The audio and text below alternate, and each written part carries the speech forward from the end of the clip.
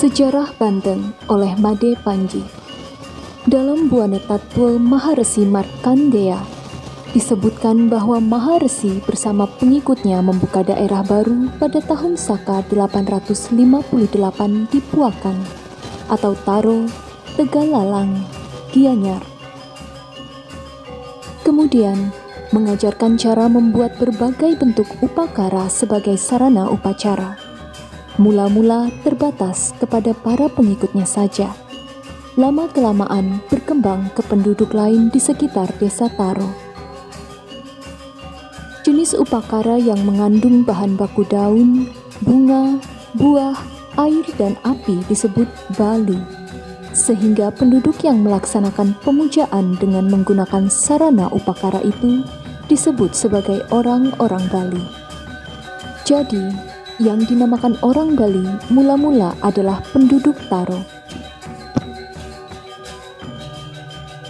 Lama-kelamaan, ajaran Maharesi Markandeya ini berkembang ke seluruh pulau, sehingga pulau ini dinamakan Pulau Bali. Dalam pengertian pulau yang dihuni oleh orang-orang Bali, lebih tegas lagi, pulau di mana penduduknya melaksanakan pemujaan dengan menggunakan sarana upakara atau Bali. Tradisi beragama dengan menggunakan Banten kemudian dikembangkan oleh Maharesi lain, seperti Empu Sangkul Putih, Empu Kuturan, Empu Mani Angkeran, Empu Jiwaya, dan Empu Nirarta.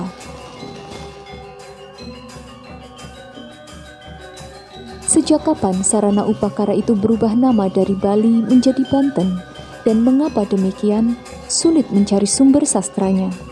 Beberapa sulinggi yang saya hubungi ada yang menyatakan bahwa Banten berasal dari kata wanten, mengalami perubahan dari kata wantu atau bantu.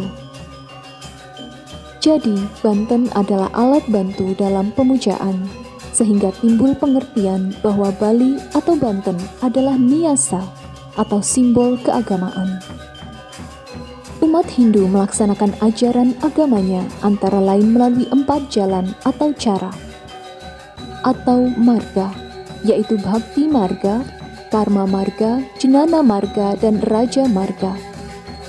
Bhakti Marga dan Karma Marga dilaksanakan sebagai tahap pertama yang lazim disebut sebagai apara bhakti, sedangkan tahap berikutnya sesuai dengan kemampuan nalar diri masing-masing dilaksanakan Jnana Marga dan Raja Marga yang disebut sebagai para bhakti. Pada tahap apara bhakti, pemujaan dilaksanakan dengan banyak menggunakan alat-alat bantu seperti banten, simbol-simbol, dan jenis upakara lainnya. Seterusnya, pada tahap para bhakti, penggunaan banten dan simbol-simbol lainnya berkurang. Umumnya, di Bali, keempat marga itu dilaksanakan sekaligus dalam bentuk upacara agama dengan menggunakan sarana banten yang terdiri dari bahan pokok, daun, bunga, buah, air, dan api. Sarana-sarana itu mempunyai fungsi sebagai berikut.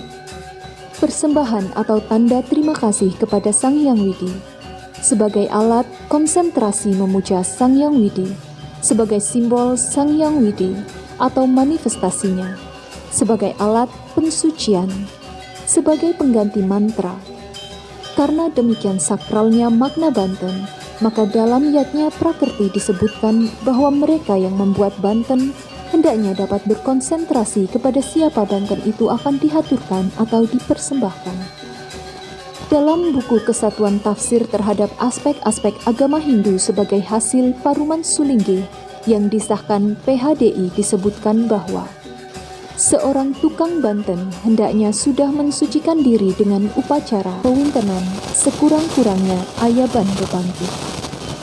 Tujuannya adalah agar tukang banten sudah mengetahui tata cara dan aturan-aturan dalam membuat banten, misalnya dengan konsentrasi penuh melaksanakan amanat pemesan banten yang akan mempersembahkannya kepada Hyang Widi.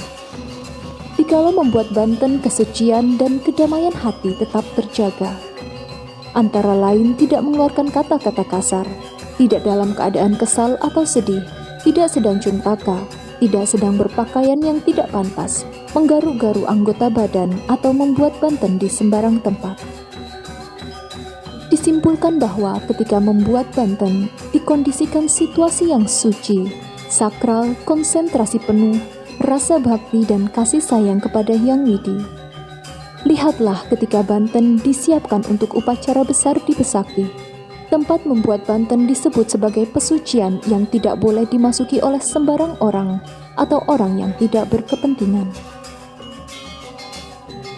Duase atau hari baik untuk memulai membuat Banten ditetapkan dengan teliti oleh para sulinggi. Dalam puja stuti pada Resik Banten juga diucapkan doa agar Banten tidak dilangkahi anjing, ayam atau dipegang oleh anak kecil atau orang yang sedang cuntaka. Beberapa jenis Banten utama bahkan hanya boleh dibuat oleh sang Dwi Jati, misalnya catur dan pengentek bumi. Untuk menegaskan penting dan sakralnya Banten, Empu Jiwaya, salah seorang tokoh pemimpin agama di abad ke-10, mengajarkan membuat reringgitan dengan bahan daun kelapa, enau atau lontar. Reringgitan itu kadang demikian sulit sehingga konsentrasi kita harus penuh.